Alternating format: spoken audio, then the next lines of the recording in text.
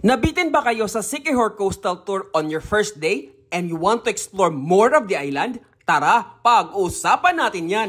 Mayong adlaw, this is J Perpetual Kid at tara!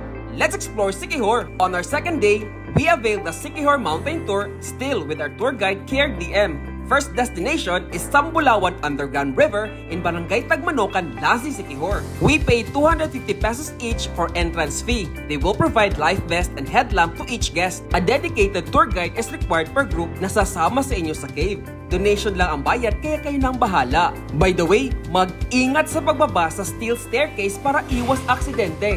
Pagkatapos yung makababa, complete darkness na sa cave. Sa part na to, maririnig mo na ang agos ng tubig. Kaya continue walking lang hanggang sa marating nyo ang entrance ng Sambulawan Underground River. Mababaw pa lang dito kaya mag-mandatory pictorial muna tayo. After that, let's go deeper inside the cave. Note, mababasa ka na dito. May parts na mababaw lang at pwedeng lakarin.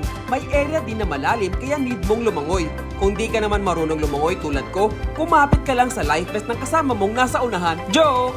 A few minutes after, andito na tayo sa dulo. May magagandang stalactites, stalagmites at man-made statue na makikita dito. And of course, picture-picture uli. Bago kami umalis, we spent a few minutes mag-floating dito sa may entrance. After exploring Sambulawan Underground River, diretso naman tayo sa Lagaan Falls sa Barangay Kinamandagan, Lazi, Siquijor. Nagbayad muna kami ng 50 pesos each entrance fee at donation para sa tour guide, photographer at lifeguard nyo. Umulan daw bago kami bumisita sa Lagaan Falls kaya medyo kulay putik ang tubig. But that did not stop us from enjoying Lagaan Falls, especially nung dinala kami ng tour guide sa spot na to para makapag-water spa. Ang sarap ng masahe ng falls kaya nagtagal kami dito dahil malalayo yung mga pinuntahan namin.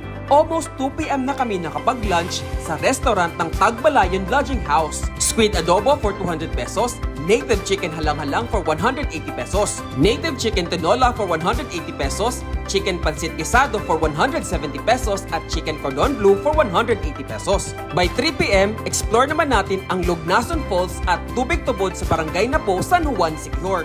20 pesos each lang ang entrance fee dito. If daredevil ka, mag-Tarzan swing sa falls. Note, mag-ingat dahil malayo ang hospital from here. A few steps pababa ay ang Tubig Tubod. The water comes from an underground spring. Malamig ang tubig at masarap magtampisaw dito. By almost 5 PM, tara na sa Boo Cafe sa Barangay Kansayang, San Juan, Siquijor. Isa ito sa mga perfect spot para mag-sunset watching sa isla. Walang entrance fee dito. Just order any food or drinks.